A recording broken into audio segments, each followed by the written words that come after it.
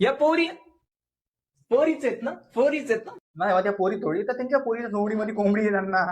समजलं तुला? त्या पोरी नाही भाई, ते पोरी नाही. तुला थोडी वाटतं ते पोरी येतात? ते दिसतात पोरी, त्यांचे केस लांब येतं, ते नाही त्यांच्या डोक्यात. ते पोरी थोडी येतात भाई, ते पोरी थोडी येतात. ते तर रॉकरेज आहे ना, रॉकरेज. रॉकरेज आहे ते फक्त ड्रेस घालतात मुलींचे, बाकी मधातून रॉकरेज आहेत भाई, ते रॉकरेज आहे ना. मैं गरीब हूँ.